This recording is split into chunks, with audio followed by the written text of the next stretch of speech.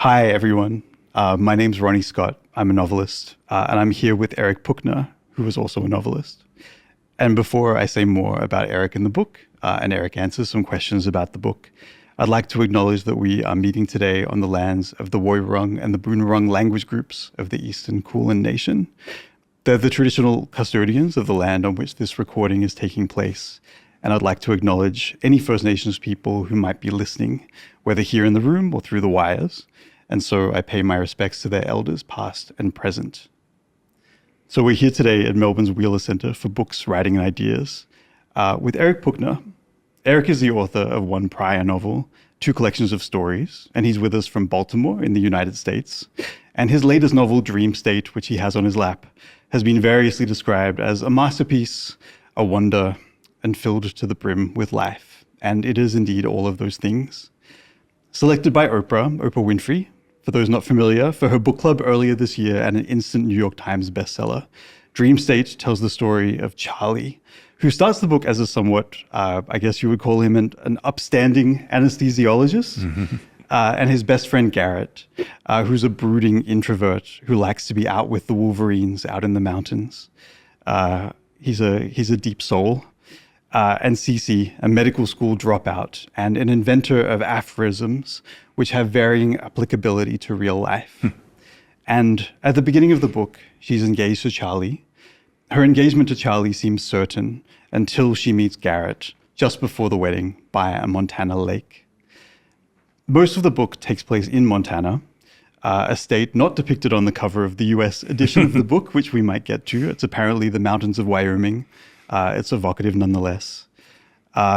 And Eric moves us in this book from a Montana of the early aughts, whose air, these are Eric's words, is made of pine needles, a faint crawfishy smell coming off the lake, a hint of sweetness from the cherries bubbling in the trees.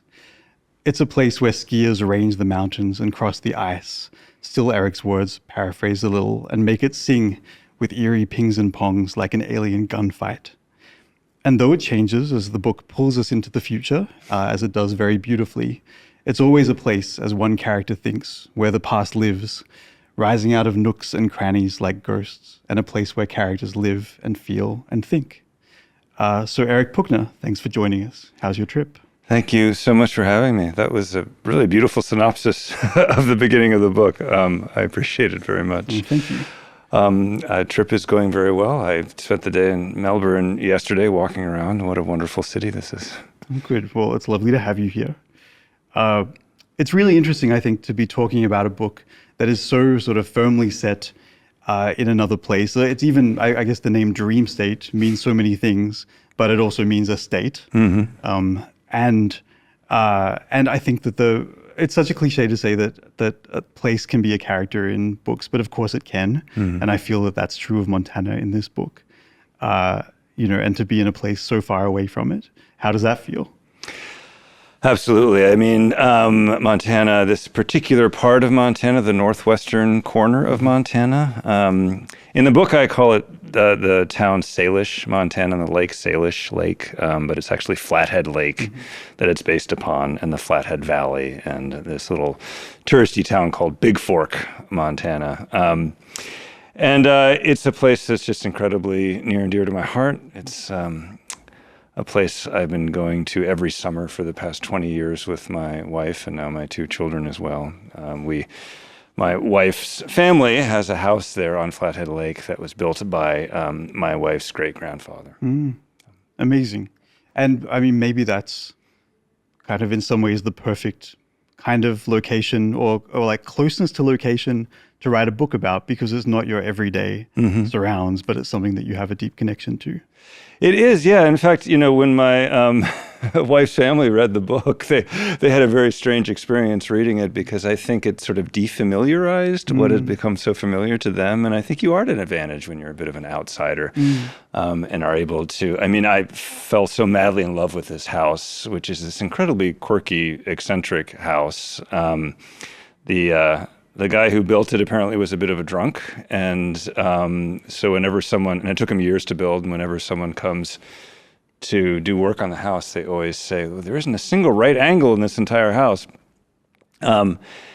And there's a major trucking route that separates the house from the lake. And so you have to cross it at great peril because of the enormous logging trucks that are flying by. So it's not this like perfect, bit of solitude, this kind of like idyllic place that people might imagine when you say, I'm going to spend the summer in Montana. But it's quite different than that and much, much more interesting, actually. Right. And I guess in a way that's partly how the characters relate to it as well, as a place that it is not perfect, but has kind of elements of perfection, which make them very, very attached to it in their own unique ways.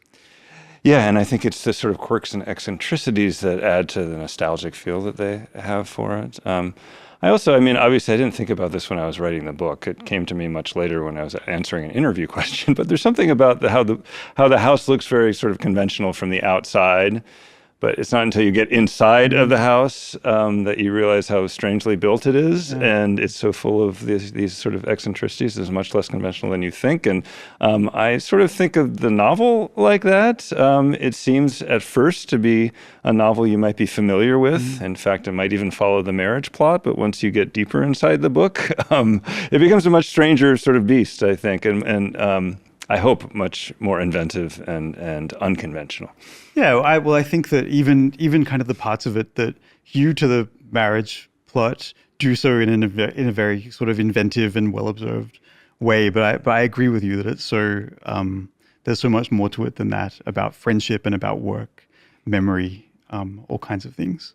Did you want to kick us off with something that does have to do with the marriage plot? Sure. I suppose it's the meeting, right? And I'll just say the first, 120 pages or something take place in 2004. And you may think you're reading a marriage plot book. It follows some of the conventions of, say, a Jane Austen novel. But actually, the first section ends with the wrong marriage, and that's what interested me about it. And what I was really interested in was the consequences of this wrong marriage on the characters themselves, and sort of tracing those consequences for 50 years. So this passage that I'll read, it's a short passage. It's chapter 4 in the book. So as you were saying, Ronnie, Charlie, who is the anesthesiologist, who is Cece's fiance, hasn't come to the lake house yet for the wedding. Cece's gone out early to Montana to sort of prepare for this wedding. And Montana is her dream location for a wedding. And she has been hanging out a little bit with Garrett, who was Charlie's best friend in college. And Garrett is a wreck. He is grieving the death of a friend in college, and he blames himself for that death. And he's become kind of psychotically depressed, and for a while at least, and now he works as a baggage handler in Montana. And he's also a native Montanan, unlike the other characters. They have just gone hiking in Glacier National Park, and Cece has a horrible fear of heights, and Garrett had to try to help her. Garrett took her on this kind of famous hike in Glacier National Park. That's one of those hikes that's along a cliff. It's quite perilous, and there's a sort of chain bolted to the rocks that you have to hang on to if you're scared of heights. And she is so scared that she sits down and refuses to move. And so this is on the way back. Garrett thinks that Cece must hate him for doing this, and he is dropping her off at the lake house, and he goes in to use the bathroom, and then she invites him to try some of the wine that they're testing for the wedding, and that's where we are here. Cece actually has just called him a fuckface. I'm not sure I can say that on this podcast, but that was when they were still on their hike. Now they're back. Garrett slipped out of the house while Cece was upstairs, knowing he'd drunk too much wine, that as soon as he got into his truck, he would technically become a drunk driver, one of the least appealing things a drunk person could become. But he'd stayed too long already. He pulled his car keys from his pocket, almost dropping them on the porch. His hand felt heavier than usual, dense with the memory of Cece's grip. She'd hardly said a word to him on the way back from Glacier, staring crossly out the window, still fuming, Garrett imagined, over the death hike. Probably it was a relief not to have to pretend to enjoy his company. He'd had to pee terribly, but was afraid to disrupt Cece's silence. So he was surprised, after he dashed into the Margolises to use the bathroom, when she asked if he wanted a drink. Charlie had sent her some wines to taste. No doubt he'd value Garrett's opinion. Also, drinking alone depressed her. Garrett knew nothing about wine, but pretended to, noting that one called Half Past a Freckle had some earth to it, but agreeing emphatically that something was missing. Wind? Fire? He'd said, finally making her laugh. They tried a Côte de Rhone that made his mouth pucker, then something that tasted like a Jolly Rancher, all on an empty stomach. Garrett waited for Cece to kick him out, or at least to nudge him tactfully out the door, suspecting that she was simply absolving a guilty conscience. And yet she poured them another wine and another. Meanwhile, her hand, the same one that had squeezed his up at Glacier, refusing to let go, did not creep away in shame. It did not crawl under the porch to die. Garrett kept sneaking glances at it, as if it were a rare and bashful creature. At some point, Charlie called, and Cece had taken the phone upstairs to talk to him. Garrett climbed into the truck, steadying himself, then dropped his keys before he could get them into the ignition. He switched on the dome light and found them sitting in the thermos he'd parked in the cup holder. They were soaking in the coffee at the bottom. He tried to retrieve them with his fingers from the heel tap of coffee, but the thermos was too narrow. He drank the cold coffee, extracting the keys with his teeth. When he glanced up again through the windshield, Cece had reappeared downstairs. She searched the living room, then stuck her head into the kitchen. How wonderful this was, to be looked for. He was invisible. He could spy on her from his vehicle. Then she opened the front door and went out to the porch and saw him because, of course, he wasn't invisible. He was sitting in a truck with the dome light on. For no earthly reason, Cece pretended not to notice him and then picked up the binoculars from the table and pointed them in his direction, jumping back as though she'd seen a bear. A dopey thing, a joke, and yet all was lost. It was like a compass finding north, a happiness as pure and sudden as that. She even looked different, new and strange and somehow in focus. The wild shrub of hair, the slanty jack-o'-lantern eyebrows, the dimple in her chin that looked like a poke. None of these features was particularly attractive. On their own, in fact, they were sort of funny-looking. But put together, they were beautiful, heart-walloping, a face he'd missed his whole life without knowing it. Cece, who'd lowered the binoculars, stared at him in concern. Garrett realized he still had the keys in his teeth. He dropped them in his lap like a golden retriever. "I have to go," he shouted, essentially to himself. He had some trouble hand-eyeing the key into its slot. Then he switched off the dome light and reversed down the driveway and backed into a corner of the fence, which made a sound like a firecracker. Garrett sped off in his truck, then slowed once he realized how fast he was going. The empty road seemed to dangle in front of him. Good God, what had he done? The moon, that lighthouse in the sky, guided him home. "I'm sorry," he said to Charlie in his head, because he damaged something and couldn't remember feeling so happy. Fantastic.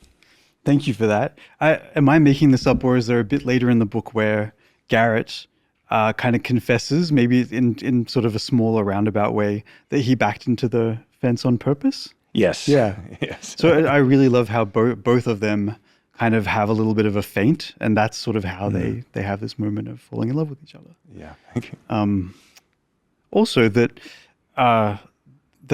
at so many moments when Garrett and Cece are kind of dancing around each other before this moment, even after this moment, it's fairly plausible that they could fall in love or that they could despise each other, right? There's like such a friction between the two of them.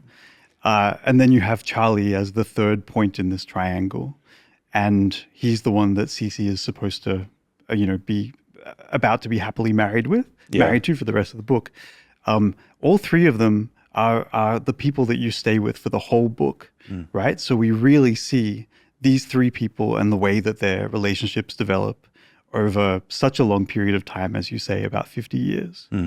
You said that you were so interested in doing something that was like an inverted or disturbed marriage plot. But how did you come up with the three characters and who they are to each other? Well, I mean, that's not something that you come up with all at once. Yeah. But one of the things I was interested in exploring in the book, one of the themes, was love itself and what is it? And obviously, it's impossible to define.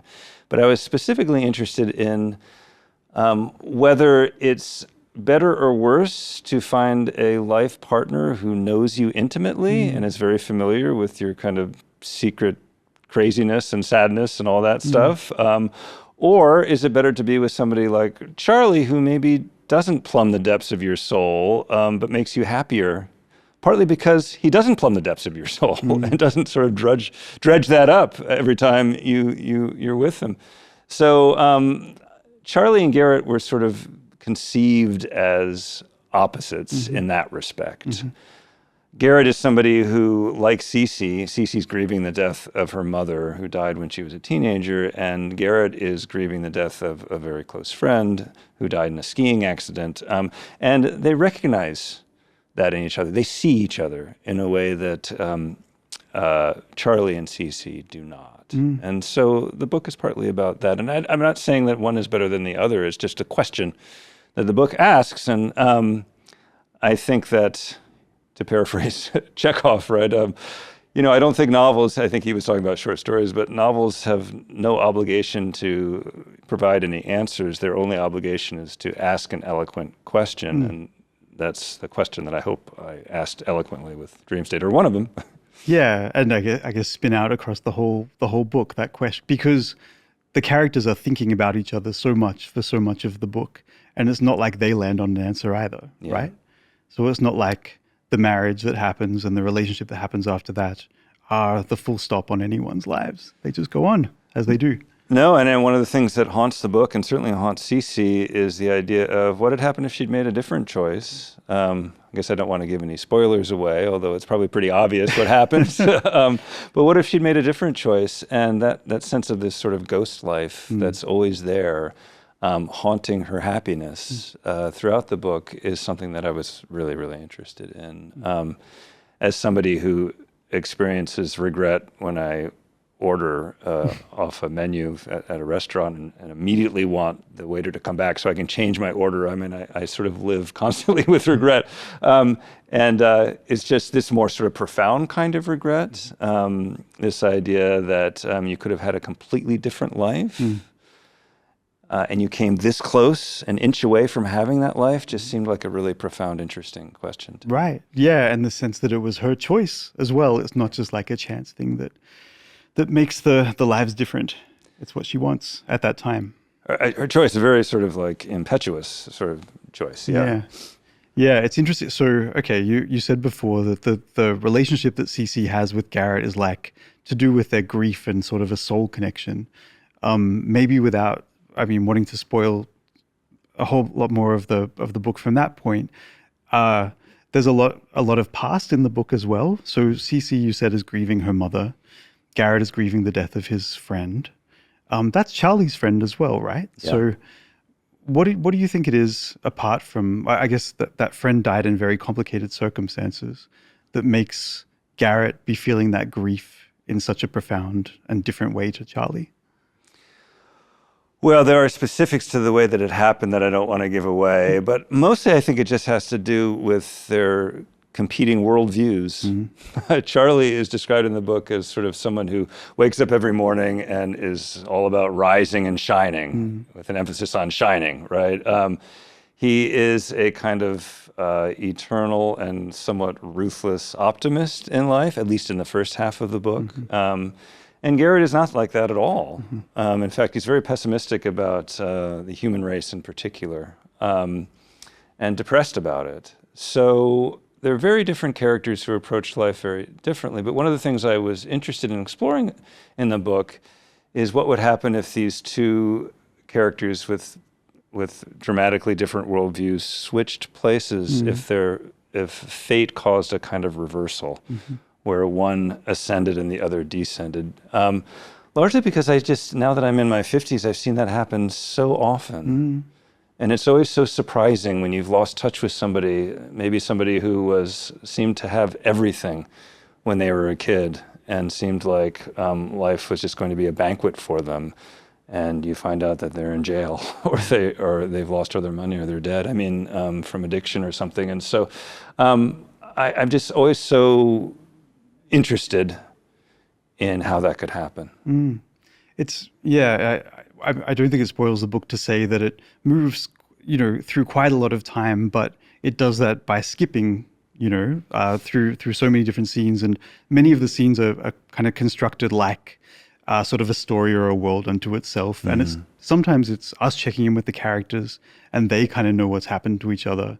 But there are also a bunch of scenes where they meet up with people that they might not have seen for 5 years or 10 years or so. So you kind of get their sense of shock sometimes, shock and recognition. Yeah, I mean, that's a very conscious choice I made, particularly in the sort of last 2/3 of the book.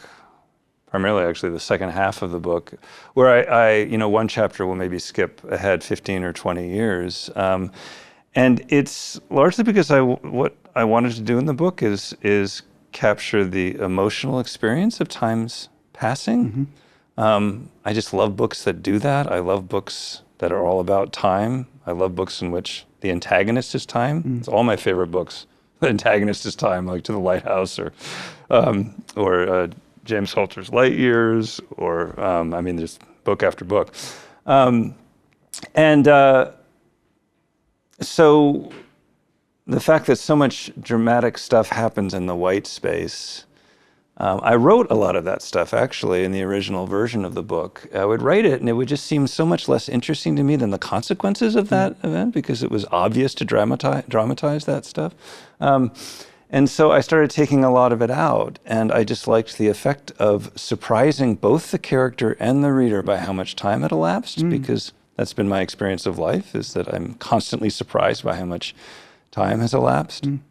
I was talking about this just the other day, and somebody mentioned there's a whole theory about this called the proportionate time theory, which is, we all know as we get older, time seems to speed up and get faster and faster, right? So when you're age 8, a month will seem like a year. When you're 55, a month will seem like a week, right? And that's apparently because, according to this theory, it's just a hypothesis, but the shorter you are on Earth, the longer everything feels, because it's proportionate to how long you've been on Earth, right? So the longer you've been on Earth, the shorter everything feels. That's why being a teenager seems like, oh my gosh, I lived in another country for years and years as a teenager. And actually you're talking about the ages of 15 to 17 or something like that. You lived a whole other life. So I was just very interested in capturing the subjective experience and that fluidity of time. Yeah, and the book does that so beautifully. So one of the things that does happen later on is that I think all of the characters have children, sort of our main characters, and we meet them at different stages. There's a beautiful scene where the children are very, very young, so they're preteens. And I think within that scene, you age them up, right? I think that's one of the sort of the few kind of tricks within a scene in a book that otherwise kind of sticks to like the realist kind of writing that you might expect from the way that you set up the book. And probably I'm not the only reader in the world that would have had to kind of think, hang on, is she suddenly 15? I thought she was 9, and then have to go back. And it was so delightful. Good. Yeah, and beautifully done. Not everyone is delighted by that. I've heard from some frustrated readers about that chapter. There's actually 2 skips, and it happens within a sentence each time, where they skip ahead a few years. That chapter is, thank you for mentioning it. That's one of my favorite chapters in the book. And it's about, so the characters in the book, right? So again, difficult to do without any spoilers, but they break up into 2 different couples, right? And they each have kids. And this particular chapter is about Lana and Jasper, who have, different parents. But they come together every year at the lake house, and they see each other for a few days. And I wanted to capture that kind of very special kind of experience that you have maybe at summer camp, or someone that you only see, that you're very close to, but only see a couple days out of a year, and how it feels like a separate kind of space-time continuum, It almost feels like those people who go up in space and they don't age and everybody else ages. And so that was the kind of emotional experience I wanted to capture with that chapter. And I wanted to try to write a coming of age chapter was actually sort of like age is coming for you and you don't even notice it, right? And so I had to sort of like surprise, again, I was really trying to surprise the characters, the fact that they were getting older. And so So that's why I do that. It is a little, I hope it doesn't feel gimmicky, but it is a little bit more experimental than some of the other chapters. And actually, my editor, who's a wonderful, brilliant man, but I had to fight a little bit to keep that because he said, this is disorienting. I said, I know. Yeah, exactly. Yeah, but it does feel purposeful. I can see how in a draft it would be something you'd argue about, right? But when you encounter it in a typeset book, you kind of think, no, that's there for a reason, and you go with it a bit more, maybe. It's interesting. It's the one chapter where people either come up to me and are frustrated and angry with me, or it's their favorite chapter. Right. It's that sort of thing. Yeah, interesting. And I didn't have that experience of sort of going off to a summer place as a child where you see the same people after skipping a year, but people who do have that experience, it's really so formative and so vivid in the way that they even tell that to other people, right? So I think it conveys that. And there's also a moment with Lana, the girl, later in the book when she's quite a bit older again. So we sort of go through a bunch of generations in this book where there's part of that scene that she really fixates on as something that's kind of defining to not just to her relationship with this guy, Jasper, but to her as a person. And for us, we've only read a couple of 100 pages between those scenes. And so we're remembering so many other things about that scene. But for her, she does that thing that humans do where you take one detail and it really kind of becomes the defining emotional experience. Yeah, good. Thank you for noticing that. I mean, I think they're all doing that. They're holding on to particular things that maybe the other characters don't even remember, which is so true to life in my experience, right? The things that you obsess over, the mistakes that you feel like you've made. I mean, the book is about sort of a big mistake and the repercussions of that mistake. But in a larger sense, it's about the mistakes that we make and then pass on to the next generation. And then they have to grapple with it. So in this case, it's both the sort of like individual mistakes that the characters make, but also the collective mistake that Generation X has made by not taking climate change more seriously and then passing that on to the next generation.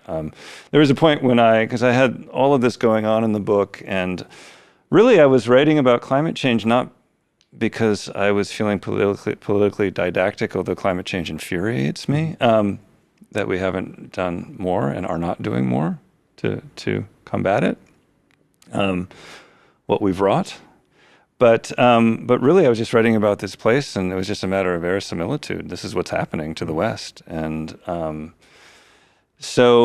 but there was a moment when I was writing the book when I realized that sort of private drama that was going on with the characters and this sort of more collective public drama that has to do with inheritance of this like broken earth were sort of about the same thing. And it was one of those moments that it's really delightful when you're writing a first or second draft where the book is smarter than you are on some level, you know. Obviously all that is sort of bubbling around in your unconscious, but suddenly it comes together in the book and you're like, oh yeah, this is why I write novels for moments like this. Yeah, and I guess because it's then on the page, you can then develop it even further and it becomes smarter again. Yes. Yes. So first of all, it's terrible that the idea of writing about climate change in a novel, that there's even a chance of seeing that as didactic, right? Or politicized. It's because, as you say, it's observational. Exactly. And there are bits in the book where you shuttle forward a little way in time in Montana, and we see this place that we encounter we first encounter in 2004, you said, the early aughts, and it has a different climate. But of course, reading the bits that are in the 2020s, it has a different climate to 2004. So it's kind of a very natural progression. It's one of the ways that the book tells time, right? By through loss, and so you see the temperatures getting hotter. You see the lake receding gradually. But again, it's part of the fabric of the book. I hope it's just the backdrop of the book. It's the landscape itself. It's unavoidable. When I read a contemporary novel that has nothing to do with climate change or doesn't even mention climate change. I'm just so astonished.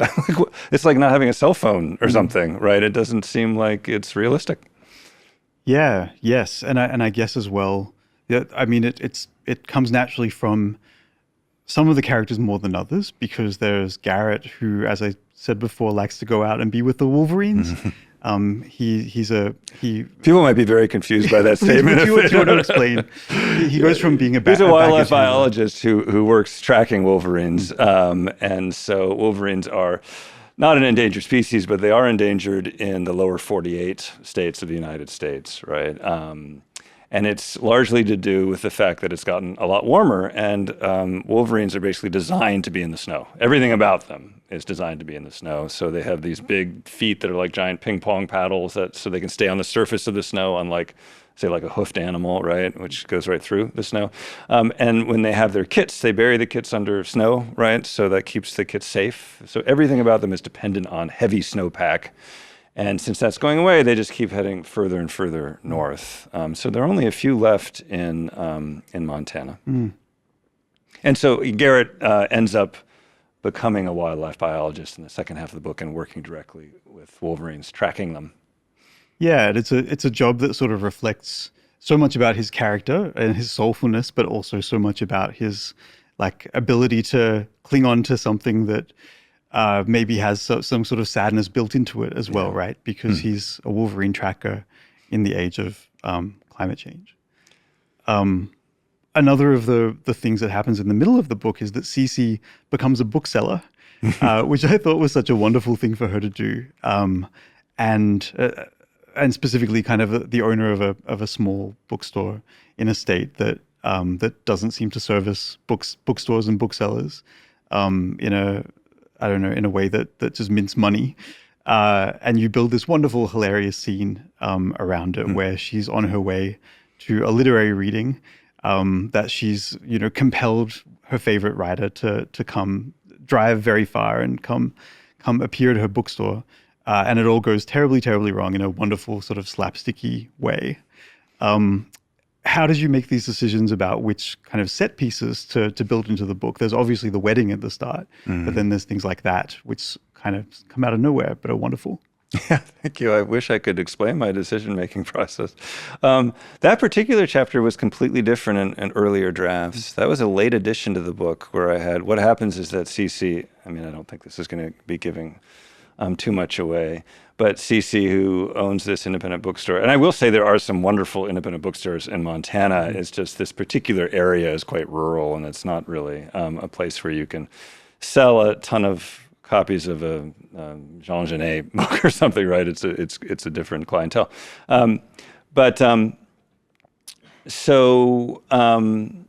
Cece is so excited about having her favorite author come to read, and she means to take a beta blocker, right, which will sort of calm her down, and she takes an Ambien by mistake. And Ambien's put you to sleep, right? So she has to try to negotiate this reading while she's basically in a coma. So it's, I'm always thinking about what can complicate a chapter. And I think I'm also drawn, there's a fair amount of comedy in the book, and it's partly because for me, comedy and tragedy are really just two sides of the same coin. They're both reactions to the very same thing, which is the absurdity of life, right? Yeah. And so I don't really distinguish that much between the two of them. And I thought this would be an interesting complication for her. Yeah, you were saying before when you were talking about which section you might read at the start of the event, that you often give audiences a choice between a reading that's about grief and a reading that's about love. And you said that they always choose the one that's about grief. But it's really interesting that the one you read about love has grief kind of embedded in it as well. And it's such a light book, but has, such weight and depth behind it. You were saying before about the Montana that the bookstore is set in and the Montana that the whole book is set in. You sort of made the town a slightly fictionalized version of a real town. Is that right? Yes. And did you do that as a way of giving yourself more permission to play in that space? Yes, yeah. Exactly. I with my first novel as well, which is based in Southern California, I just don't feel like I want to be wedded to the exact geography of a place. It just limits my options a lot. And I just feel like that place is looking over your shoulder the entire time you're writing, saying, "Oh, that couldn't happen," or "You can't get that's actually 5 miles, not 3." You know. And so I didn't want the voice of Big Fork, Montana, to be whispering in my ear and judging me. And so it's I find it very useful to fictionalize geography.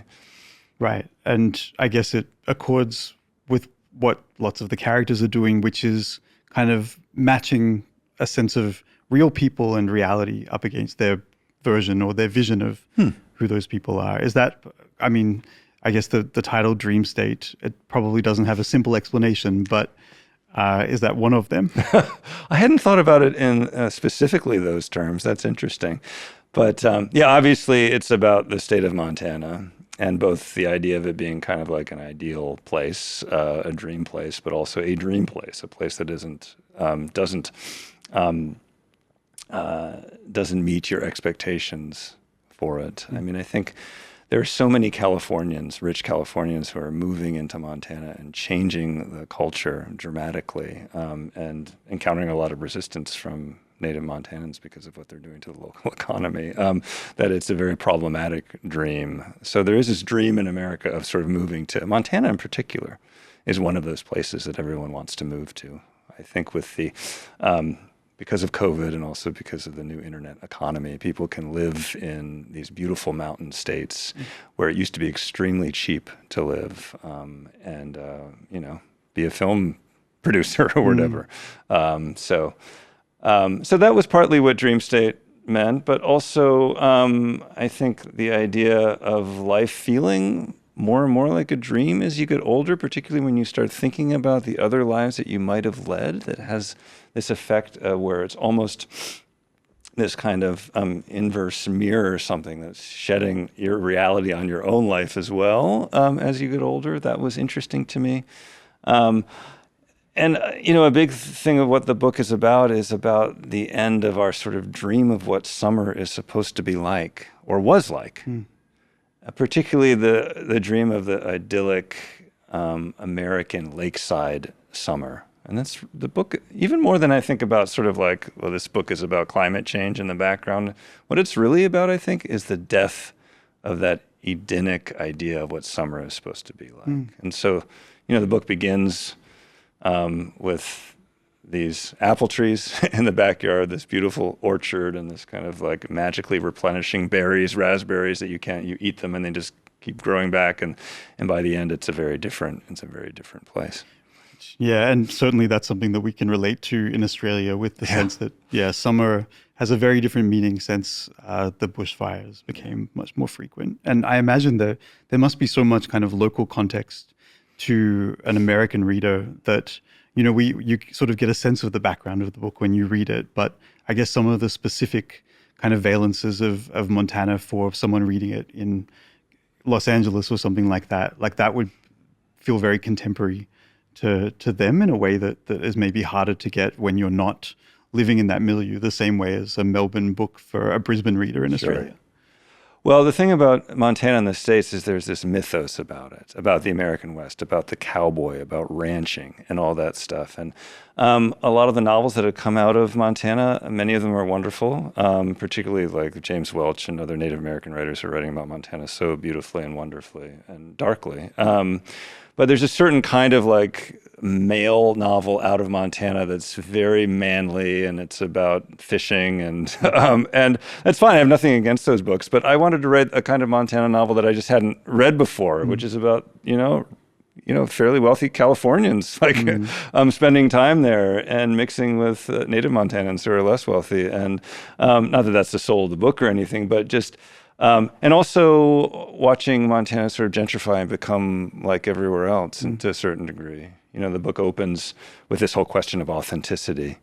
What does it even mean to be a real Montanan? Cece is trying to find a square dance caller for her square dance band, and she calls up somebody who seems like he must be like the super, like uber Montanan, because the name of the square dance band is Rado and the Feckless Fiddlers or something, and it turns out he's from Panoramic, New York, which is this Jewish suburb outside of New York, and so that idea of what it even means to be a Montanan anymore is built into the fabric of the book from the very beginning. Yeah, interesting. I mean, maybe the thing to kind of bring it back to is sort of as we kind of wrap it, is that they come back to this place many times over the course of the book, and many times that we don't see as well. And I guess that they must have this attachment to this idea, this ideal of the summer in Montana, and that's part of it. Part of it as well is their ideas of each other, right? Like, I think we've given the short shrift to Charlie a little bit, as I guess Cece and Garrett do in their own way as well. But the three of them come back to each other many times throughout their life, and I think it's because it's a book about friendship. Do you think that that's true? Absolutely. I mean, I think the real love story, honestly, is between Charlie and Garrett. I was really interested. I'm just really interested in male friendship, and particularly male friendship in America. It's such a strange beast. And so much of that sort of like love and affection and warmth is hidden because men, at least straight men, mostly I'm talking about, have trouble divulging that love to each other. And so I had, and also I just hadn't read a book, and I'm sure they're out there, I'm just not familiar with them, but I hadn't read a book that really grappled with male friendship over a long period of time, like a lifetime, and what that might be like, and someone you meet in college. And I was interested in how much a friendship could actually take in terms of like, betrayal and hurt and survive, and what would it mean that it survived? There's a bit even when they're kind of 19, it's one of the flashbacky sections. I don't remember if it's Garrett or Charlie who thinks this, but there's they're appreciating the silence between them and talking about how the silence between them has this sort of character and texture to it. And I guess that remains throughout their lives. Yeah, the passage, I don't remember it exactly either, but it's about the words having a rhythm to them. And it's not the words themselves. The words are gibberish, basically.